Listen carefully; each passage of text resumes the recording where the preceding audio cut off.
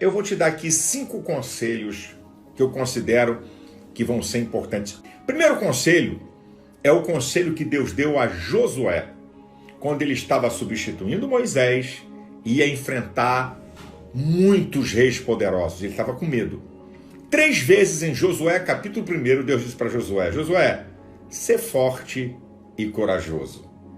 Sê forte e corajoso. Isso é, quando nós encontramos no livro de Provérbios, capítulo 24, versículo 10, se te mostrares frouxo no dia da angústia, a tua força será pequena. Se você se entregar ao problema, à adversidade, ao medo, à angústia, você vai ter muita pouca força para superar a adversidade. Josué, ser forte e corajoso. Coragem não é ausência de medo. Coragem é domínio do medo e resistência ao medo. A diferença do corajoso para o medroso é que o corajoso é dominado, o medroso é dominado pelo medo, e o medo pode se tornar em pavor. Aqui é que está. E pavor é o medo incontrolável. Você perde até a noção daquilo que você sabe fazer. E o corajoso, ele controla o medo. Essa é a diferença. Agora eu vou te dar o segundo conselho. Então, o primeiro conselho, e não é só por causa de coronavírus, não. Qualquer tempo que você estiver atravessando dificuldades, adversidades, lutas, pense nisso. O segundo conselho é o que Jesus fala em Mateus 6, capítulo 22 e versículo 22 e 23. Olha o que Jesus fala. Se os teus olhos forem bons, o teu corpo terá luz. Se os teus olhos forem maus, o teu corpo será tenebroso. Preste atenção. Nem Deus para Josué, nem Jesus usou elemento espiritual. Que coisa incrível. Se os teus olhos forem bons, o teu corpo terá luz. Se os teus olhos forem maus, o teu corpo será tenebroso. Jesus está ensinando que a maneira que você percebe a vida vai determinar como ela é. E o que é ter bons olhos? Ter bons olhos é ter uma visão otimista, uma visão realista e uma visão futurista. Isso é ter bons olhos. Não pensa que ter bons olhos é viver na utopia. Não pensa que ter bons olhos não é reconhecer o dia mau e a tribulação. Mas ter bons olhos é ser otimista no dia mau e na tribulação, reconhecer a adversidade, a luta e o dia mau, e também ter uma visão futurista. Isso vai passar. Aí na frente tem bênção. Aí na frente tem vitória. Aí na frente tem portas abertas. Aí na frente tem promessas de Deus que vão se cumprir na minha vida. Sabe, Jesus não falou assim, olha, se os teus olhos forem cheios do Espírito Santo e do poder de Deus, você vai ter luz. Se os seus olhos forem cheios do pecado, você está ferrado. Não. Jesus usou elementos humanos. Se os teus olhos forem bons, o teu corpo terá luz. Se os teus olhos forem maus, o teu corpo vai ser tenebroso. Como é que você percebe a vida? Você só vê derrota? Você só vê desastre? Você só vê desgraça? Você só vê dia mal? Assim será a sua vida. Você está determinando sobre o seu próprio corpo, sobre as suas próprias emoções, sobre a sua vontade, sentimentos e maneira de pensar, um pensar positivo ou um pensar negativo. Quem falou isso foi Jesus, em Mateus, capítulo 6, versículo 22 e 23.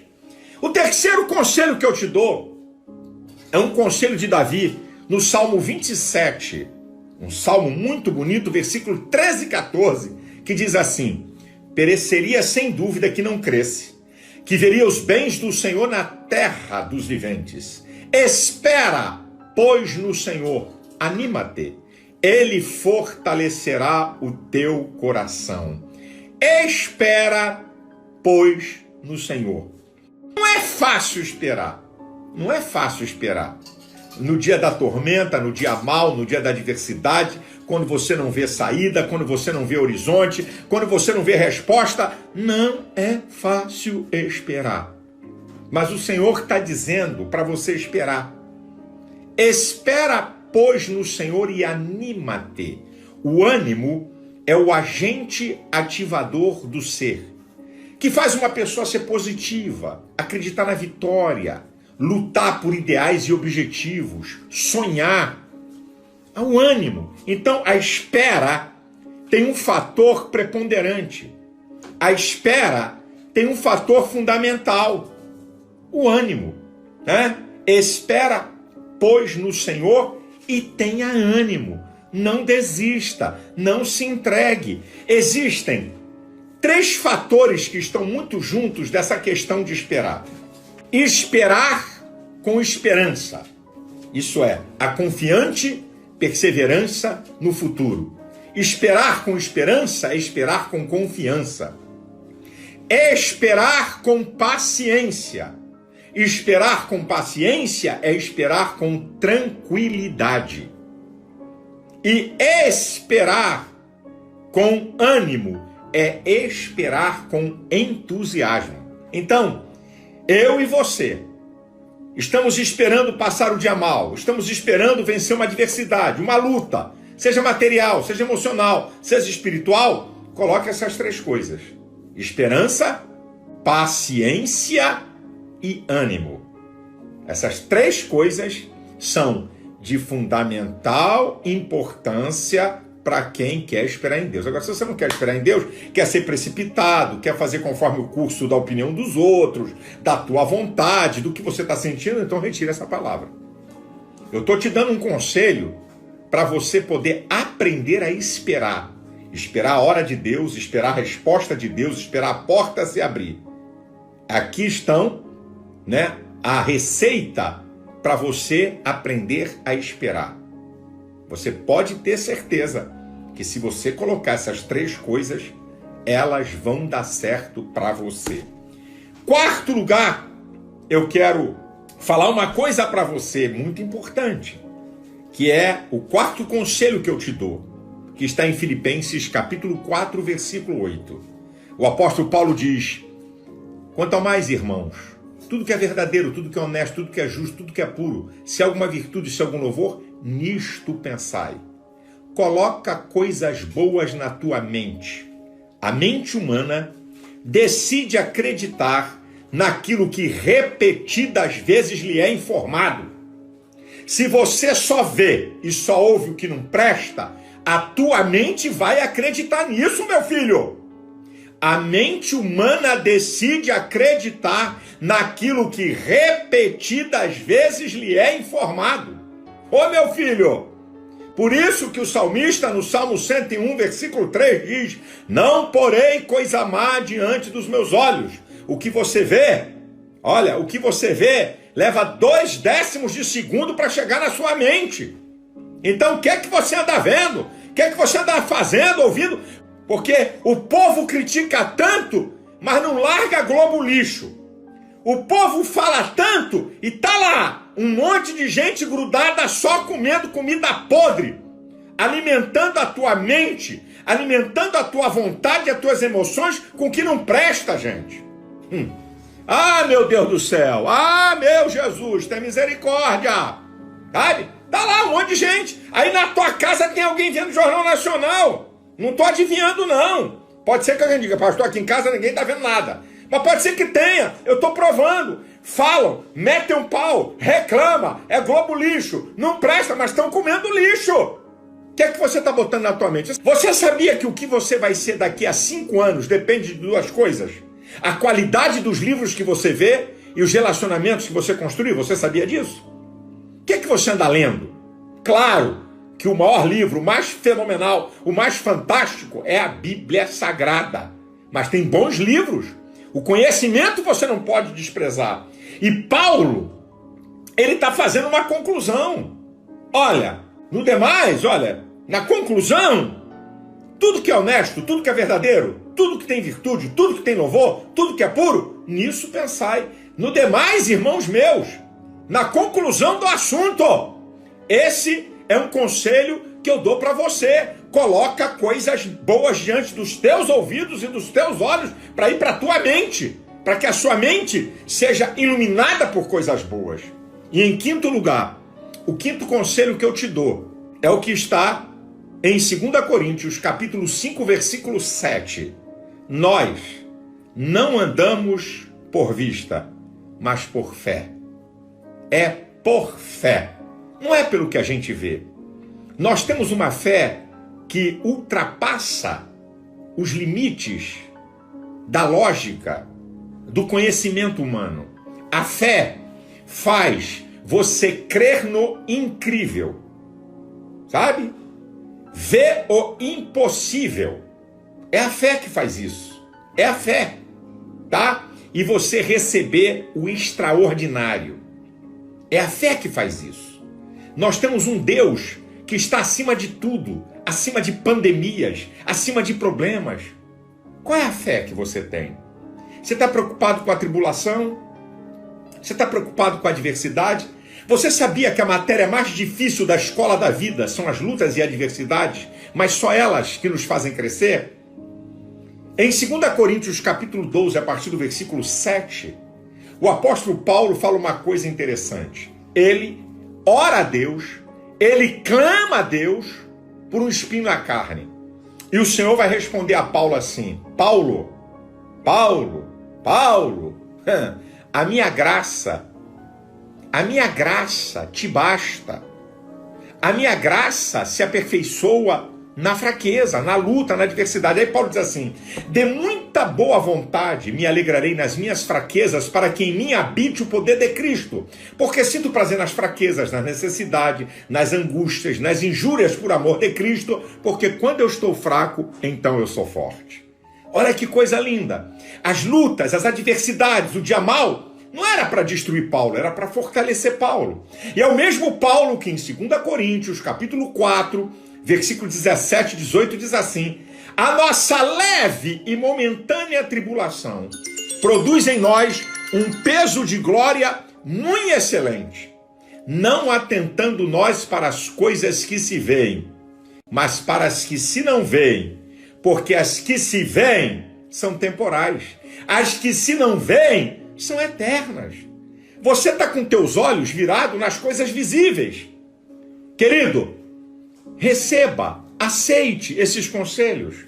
A nossa fé, essa é a vitória que vence o mundo, a nossa fé. Jesus falou em Marcos 9, 23, se tu crê, tudo é possível ao que crê. Hebreus 11, 6, sem fé é impossível agradar a Deus.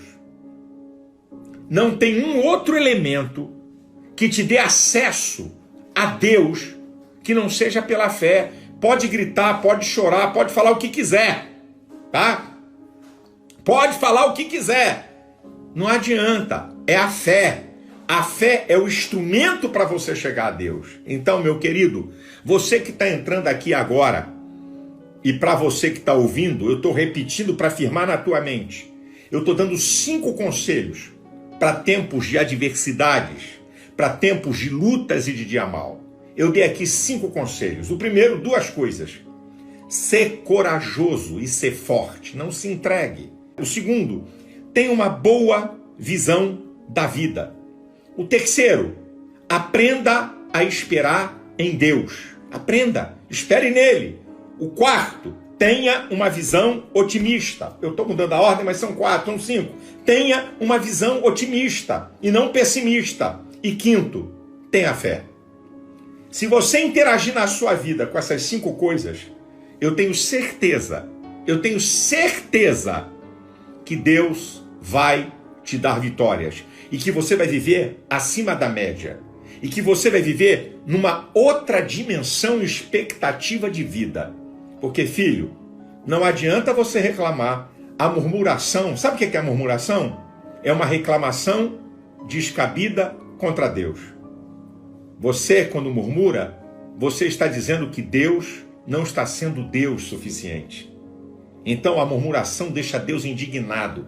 Não murmure, não reclame. Você não tem o que fazer, dê graças a Deus e glória a Deus. Tá? O que eu vou falar? Dá graças a Deus e dá glória a Deus, meu filho. Daí, já deu um graças a Deus hoje? Graças a Deus! Dá um aí alto aí. Já deu um glória a Deus, então dê um glória a Deus. A Bíblia diz que Abraão foi fortalecido na fé, dando glória a Deus. Entenda isso, querido. Essa é uma palavra para você. Eu não estou aqui, eu não vivo fazendo argumentação filosófica. Meu negócio é a Bíblia. Pode murmurar, pode escrever bobagem aqui, pode caluniar, Pode falar a besteira que quiser. Eu quero saber de você me refutar com a Bíblia. E não com blá, blá, blá, blá, blá, blá, blá. É a Bíblia, ok? Eu citei aqui Josué. Se você quer meditar, quer pensar, quer analisar, depois vou te dar de novo os textos. Se você quer anotar aí, quer pegar uma canetinha para você anotar aí rápido. Josué, capítulo 1, do versículo 1 ao 9. Tá? É o primeiro. Mateus, capítulo 6, versículo 22 e 23. É o segundo. Salmo 27, versículo 13 e versículo 14. O terceiro. O quarto, Filipenses 4, 8. E o quinto, 2 Coríntios, capítulo 5, versículo 7. Eu estou dando a Bíblia, meu filho. A palavra de Deus, diz Hebreus 4, 12, é viva e eficaz, mais penetrante que espada alguma de 2 gumes, penetra até a divisão da alma e do espírito, das juntas e das medulas, é apta para discernir os pensamentos e as intenções do coração. Eu creio no poder da palavra de Deus. Leia a Bíblia, é fonte de fé, fonte de prosperidade, fonte de santificação, luz para o seu caminho, fonte de entendimento e de conhecimento de Deus. É a palavra. A palavra. O que está faltando para essa geração é a palavra.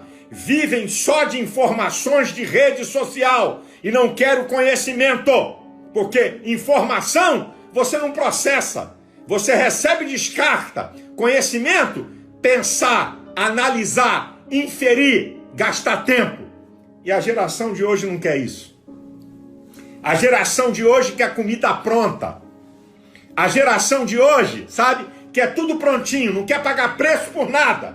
Por isso que estão acreditando em qualquer um. Por isso que estão comendo qualquer comida. Por isso que não estão vendo a história das pessoas. De onde elas veio, o que é que elas começaram, o que é que eles construíram, qual é a sua história. E come qualquer comida porque faz sucesso em rede social. E depois não reclama da vida.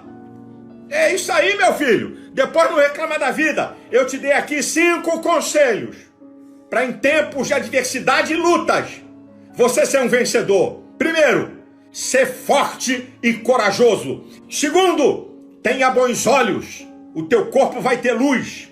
Porque a maneira que você vê a vida determina como ela é. Foi Jesus que falou isso. Terceiro, pereceria sem dúvida se não cresce que veria o bem do Senhor na terra dos viventes. Espera, pois, no Senhor, anima-te. Ele fortalecerá o teu coração. Espera, pois, no Senhor. Quarto, tenha pensamentos bons. Coloca diante dos teus olhos e do teu ouvido coisa boa para alimentar a sua mente. Quanto ao mais, irmãos, tudo que é verdadeiro, tudo que é honesto, tudo que é justo, tudo que é puro, se há algum louvor, se há alguma virtude, nisso pensai. E em último lugar, se você quer ter uma vida vitoriosa em tempos de guerra, de lutas e adversidades, 2 Coríntios 5:7, nós não vivemos por vista, mas por fé. É isso aí, queridão. É isso aqui que eu quero dizer para você, para te abençoar nesse tempo de insegurança e de medos. Eu quero dizer isso para você. Olha, queria só lembrar uma coisa para você que está em Oséias 4:6. O meu povo foi destruído porque lhe faltou conhecimento. A única coisa que pode destruir o povo de Deus, a falta de conhecimento. Coronavírus, política, governo, ideologia, perseguição, guerra, não destrói o povo de Deus. O que destrói o povo de Deus é a falta de conhecimento. Satanás opera na ignorância. Satanás opera na ignorância. A coisa é séria, minha gente. A coisa é muito séria. E o diabo está trabalhando para tirar a palavra de Deus da igreja, da tua casa, da tua família.